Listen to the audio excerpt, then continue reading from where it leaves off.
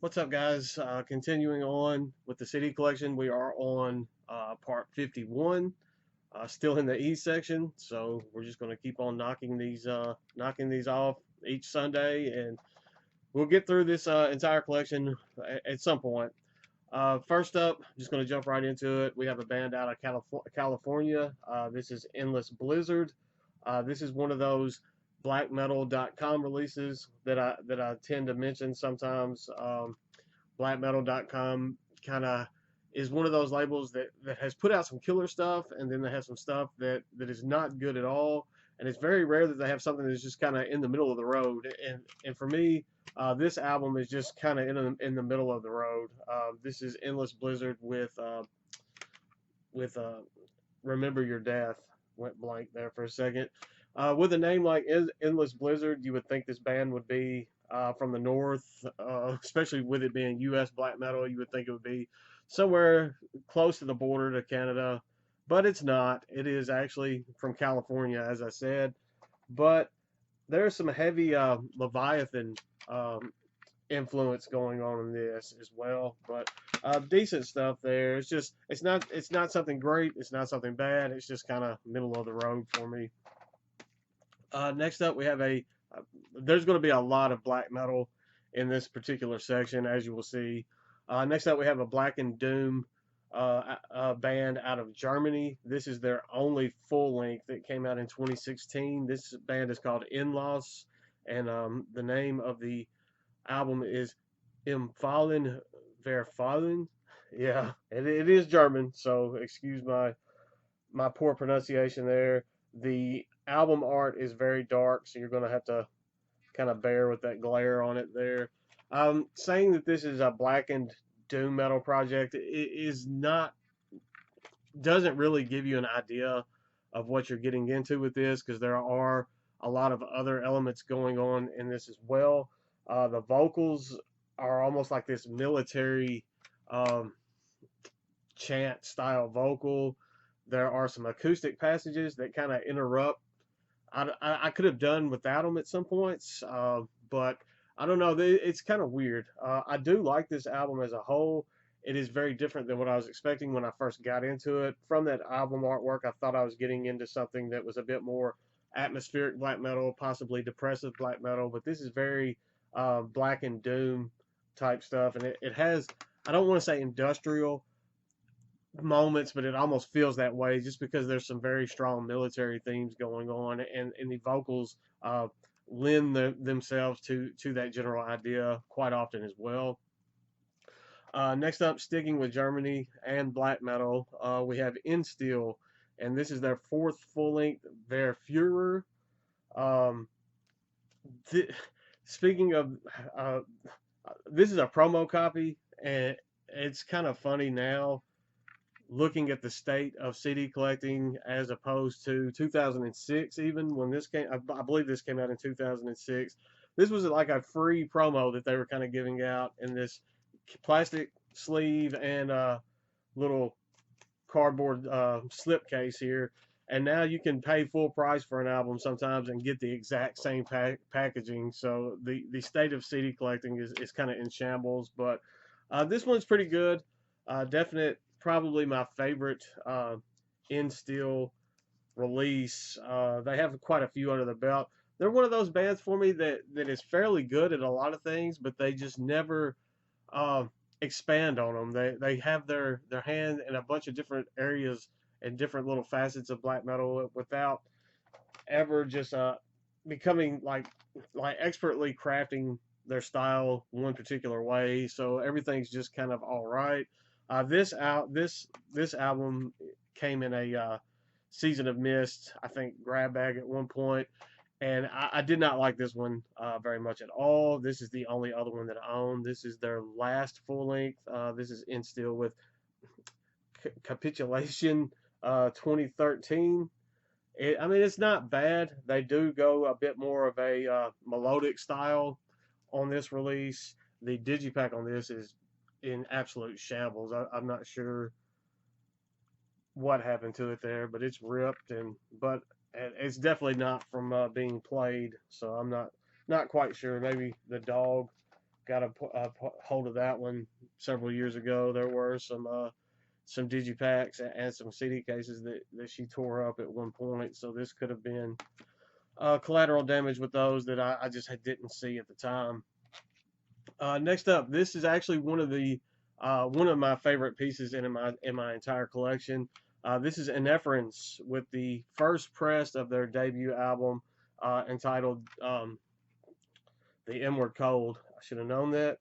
This was limited to 25 copies. I purchased this directly from Jory, directly from the band on Bandcamp. It is a one-man band, so directly from Jory. And I just found Epinephrines scrolling, kind of looking through Bandcamp, finding new music, and the artwork on this just kind of spoke to me.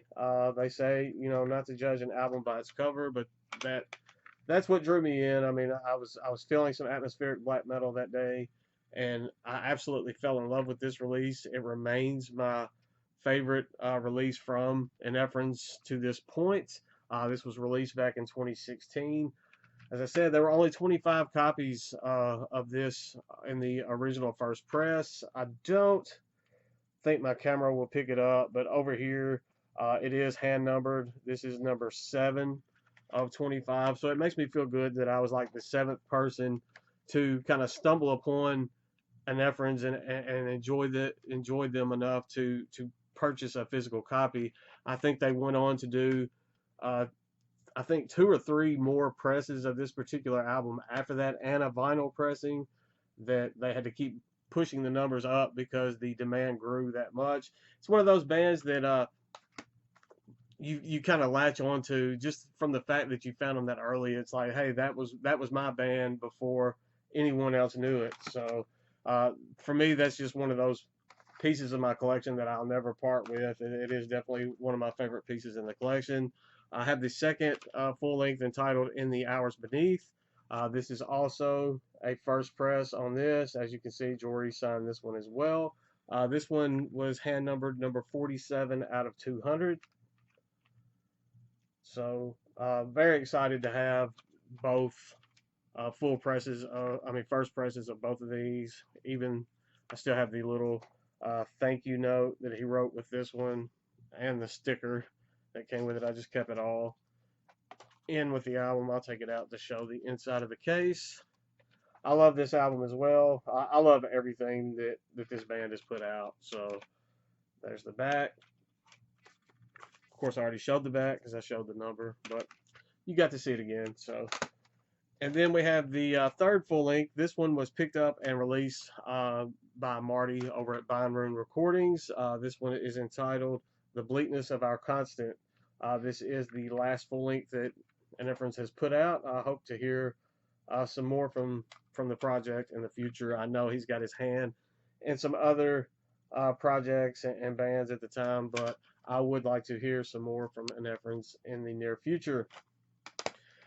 Moving on, we have some Spanish, I guess, mellow death. It's kind of melodic death metal, thrashy melodic death metal. This one's pretty good. I think this is the sophomore release from this band. This is Enemy of Myself with the Fury. I think this was the second album. I think they only put out 2 full lengths, so if I remember correctly. This was released on Noisehead Records way back in 2008. And I just dropped the disc. Caught it though. Pretty good stuff. I do dig this. I need to pick up their other full length because I do enjoy this one. It's not something that I find myself just it's kind of like in that void section of the shelf where if it's not something that I'm just directly going to search for, kind of gets ignored at the moment. But there will be some changes as far as the shelves are concerned in the very near future, so that could change. Next up, this is an album that I picked up from Hell's Headbangers Records in one of their sales. I've had this one for a few years now. I grabbed it pretty early on in the duration of this channel, so I've probably had this about 4 or 5 years at this point. I think I got this for like $1.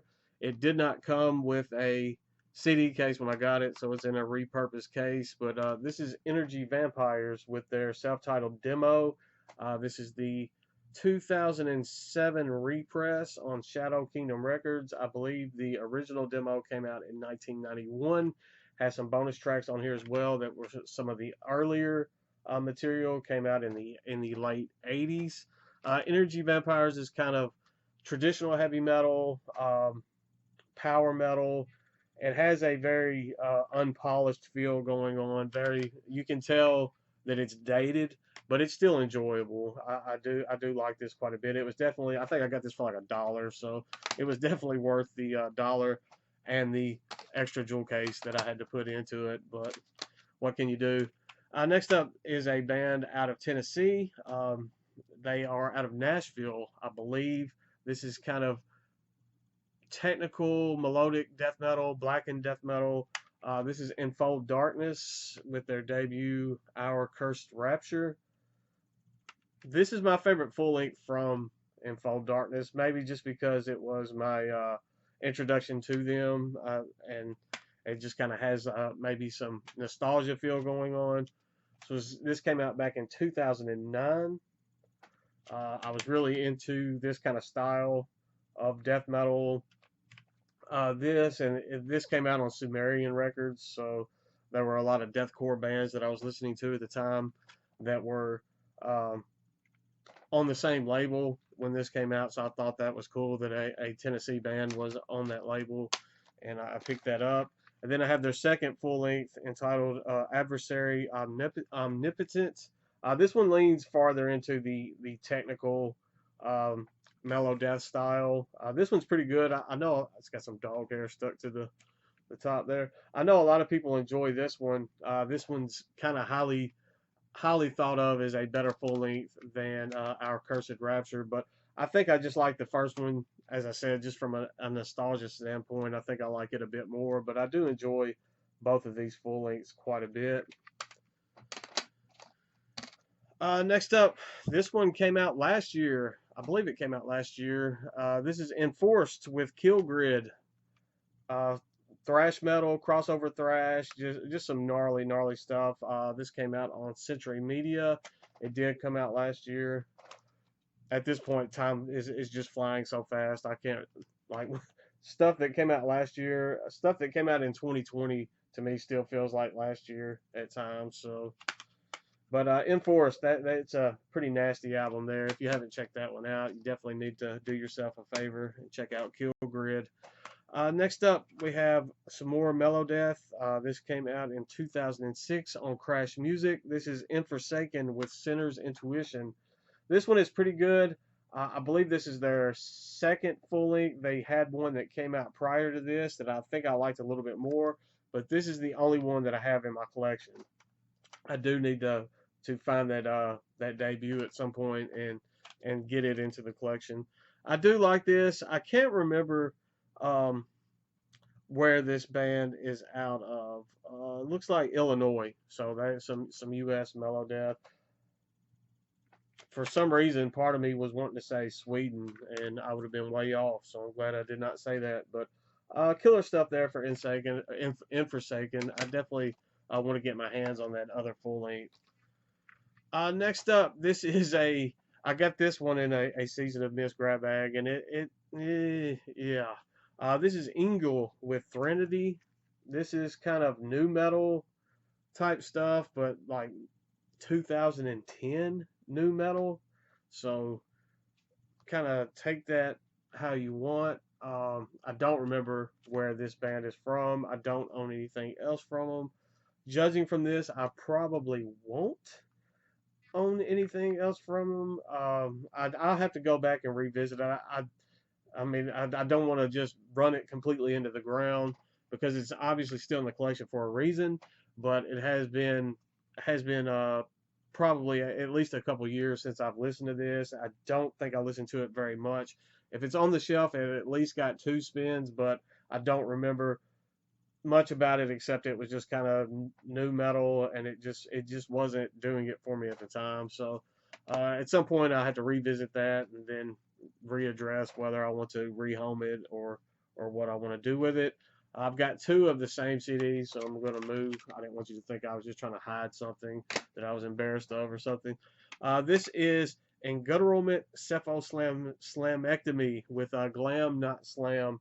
If you saw the Gorehouse grab bag um, video that I just recently did, this one was shown in that one, the one where I was all decked out in the suit and tie. Very good stuff here. This is kind of a parody band, but they, being a parody band, pulling off slamming brutal death metal the way that this band does is uncanny. Slamming brutal death metal is one of those genres that is kind of tongue in cheek anyway. So when you have something this good, and then the fact that they're a parody type, it's a parody type album on top of that, is just it's wild. But this is a fantastic release. If you're into slam and brutal death metal, you already know about this album anyway. It's just fantastic. It's a fantastic release. Changing gears, we have some atmospheric black metal, ambient atmospheric black metal. I believe this band is out of Italy. This is Inisum with Samote Nara. This is my favorite release from this band. This one kind of leans a bit more into the atmospheric area, nature-driven atmospheric area than some of their other albums do. This one and the next one that I'm going to show are both kind of two in the same as far as the discography goes, and they are my two favorite releases in their discography. That's why they're in this portion of the why I have them on physical formats. This one is Inisum with Arpitanian Lands, just more of that almost ambient, atmospheric, nature-driven black metal. I do own the album that came out after this. I think it's entitled like Seasons of Desolation. I believe that's the name of it. I have it on an A5 digipack, so it won't be in this particular series. I will, after I get through the Z section of go through the entire CD collection, I'll go through the albums that are in the A5 digipacks and CD and DVD type cases at the end. I think that'll just be the final video for the CD collection. But these were both released on Dusk Tone, and probably my favorite, definitely my favorite two releases in their discography. This one goes first in that order. So, but good stuff there out of Italy. They have some other full lengths as well, but those were the main two that just really stood out to me as being my favorites from them. Let me clear a little space. There we go. Next up, we have a band out of Indiana. I've heard some bad things about this release, that people didn't like it, but I dug this one. It's kind of lo-fi, keyboardy, black metal. I don't know. I dug this. I'm going to butcher the band name. Yeah, I'm going to butcher that. Let me see if I can see if they had a spot where it was spelled out without having to try to read the logo. Insepulchral with the night our rituals blacken the stars. They said it's just kind of lo-fi, atmospheric, keyboardy black metal. It was released Autopsy Kitchen Records. I think this one came out, I've been saying 2006 quite a bit. I think this one came out around that same time frame, maybe 2009, 2006. I don't see a date on it, but I dig this. And when I've read reviews, they've all been like piss poor reviews for this album, and I dig it. I don't know. It's just the way my tastes are, though. Sometimes that's just the way it falls, but just lo-fi, keyboardy, atmospheric style black metal, but it is good stuff. Next up, we have some folk metal, and I only own one album from this band, which is a shame. It's a crime in itself, because everything that I've heard from this band I absolutely love, and I don't know why I haven't decided to just seek out their material on physical format. This is Ensiferum with Iron. Fantastic full length, just folk metal out of Finland. I've heard so much folk metal from Finland at this point. I just have this image of in my head of what people in Finland are. I just have them like donned out in these folky robes, carrying swords, and I know that is absolutely absurd. But there's so much folk metal that I enjoy that comes from that area. It's hard not to just be absolutely ignorant when it comes to that type thing. But killer stuff there from Ensiferum. I definitely would like to add some more of them into the collection sometime in the near future. The next stack is all going to be from the same band. There's quite a few in here from this band. I hate the genre tag Viking metal. There are only a few bands that I would that I could see that particular tag like sticking to, especially when it comes to black metal. Bathory being one, this being another. This is Enslaved with Eld. I did not get into Enslaved until kind of the mid era. We'll get into the album in a little bit that got me into the band, so I had to backtrack. I've heard this particular release described as Opeth. Imagine Opeth doing a take on Viking themed Viking metal, black metal, and that's pretty fitting for this. And that's also that description is pretty fitting just from something that we'll talk about in just a moment farther into the discography. But I do love this album. As far as some of the earlier material goes, looking back on it now, this may musically be what I feel like is Enslaved's best album. It is not my favorite just from like a personal feeling standpoint, but as far as musically goes, it could be definitely their best album. Next up, you'll see I'm missing some of the earlier stuff. I just haven't sought it out completely yet. We have Mardrum with Mardrum Beyond the Within from Enslaved. I think this is their fourth full length. These were both Osmos Productions releases, by the way. This one came out in 90. The first one I showed came out in 97. I don't see the date here on this particular, but I think it is their fourth full length. I could be wrong on that one. I do like this one quite a bit as well. I think as far as the two early Enslaved albums that I own, the Eld album kind of takes the cake for me as being the better. But I definitely need to pick up some more of their earlier material. Getting in kind of like to the mid era, the two that I'm going to show, I did backtrack after I found the band and pick these up. This is Enslaved with Issa. I believe that's how you pronounce that. Got this in a little bundle of Candlelight records albums. This one just happened to be in there, and it was kind of a nice surprise that this one was in there when I grabbed that bundle. I did not know it was going to be in there, so it kind of led the charge of me backtracking and picking up some of the earlier Enslaved material. Then we have Rune. This one is definitely a very good release. I do enjoy this one quite a bit as well. I think this might have come in one of those Candlelight Records bundles as well. I know it was released on Candlelight, but I don't know. I may have purchased this one individually on its own. I know for a fact that this one came in a Candlelight bundle, but this one I may have picked this up at a Hastings or something along the way. And then we have this is the album that got me into Enslaved, and this one a lot of people look at, especially in the mid kind of era, Enslaved is one of their weaker releases, and I've had this happen on a couple of other bands and albums that my introduction to the band itself is on one of their lower and weaker albums, and I do enjoy that one. So everything else that I find is just almost like captivating. It makes me want to keep digging deeper. That's what happened with Enslaved.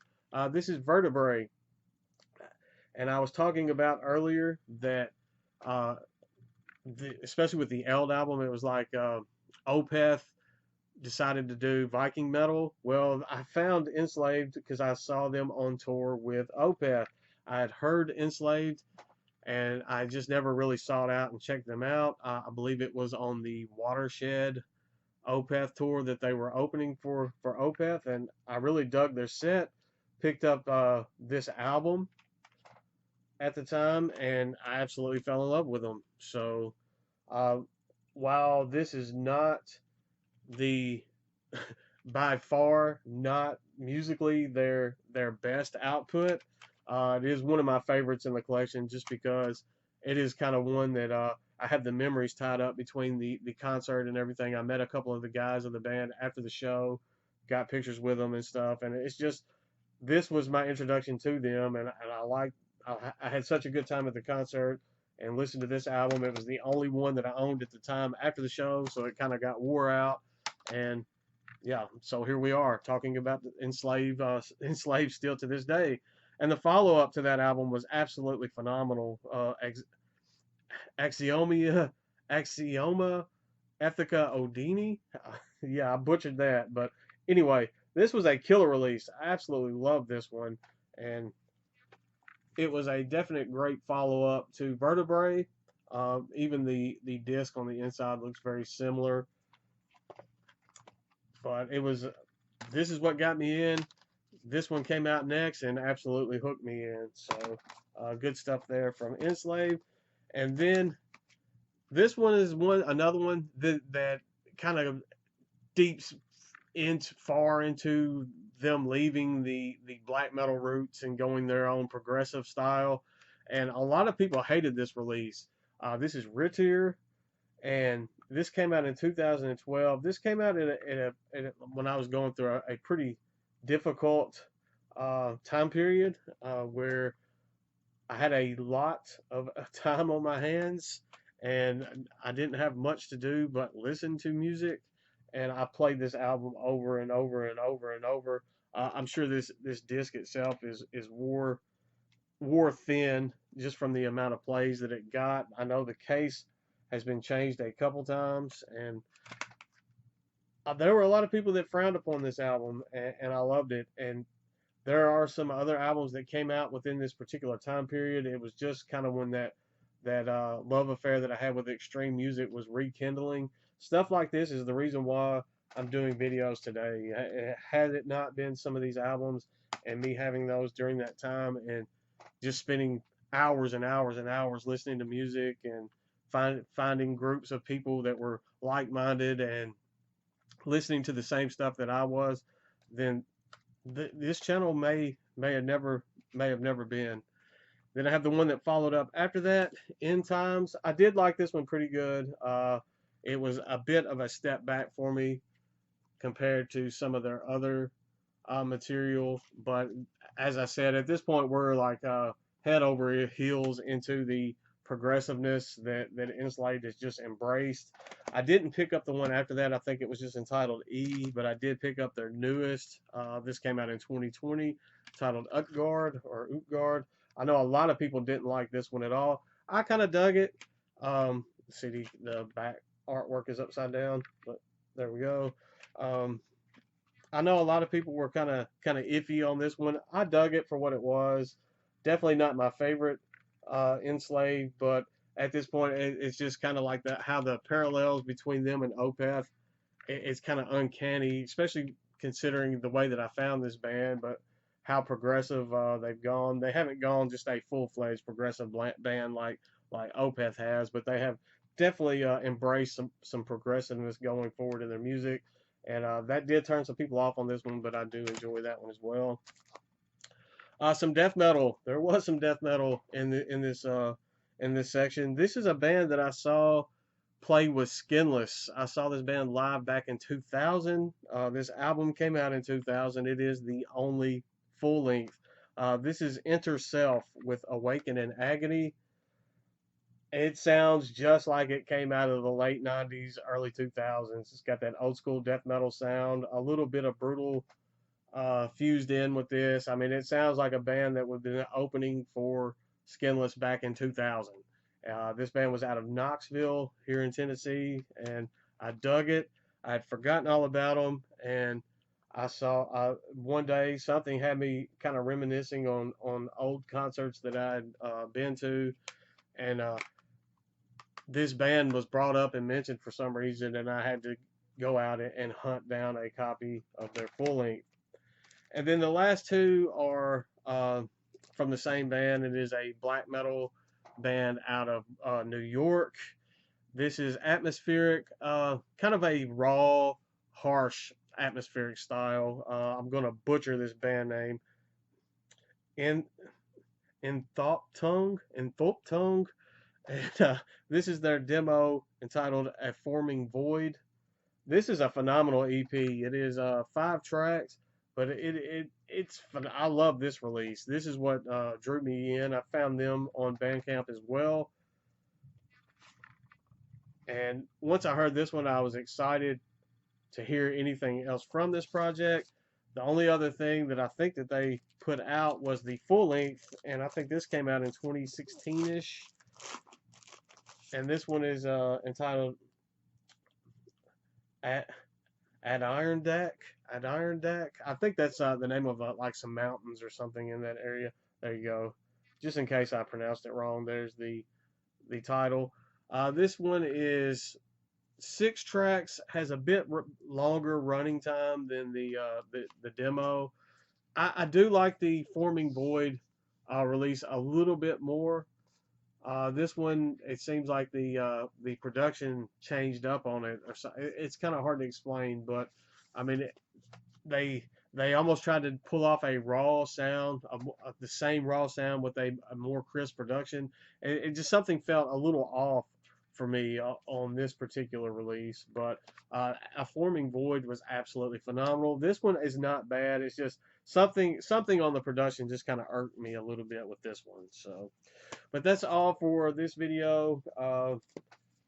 Stay tuned next Sunday, I guess, and we'll just keep these going every Sunday. I kind of like keeping it on that schedule. That way you're not overwhelmed. I know these videos run on for a little bit, so seems to be working, and I do appreciate the 100 to 150 of you that have been keeping up with this series. So that's all I've got. If nothing else, I'll see you guys next Sunday. I may have some stuff coming up during the week as well. So stay classy, and I'll see you guys soon.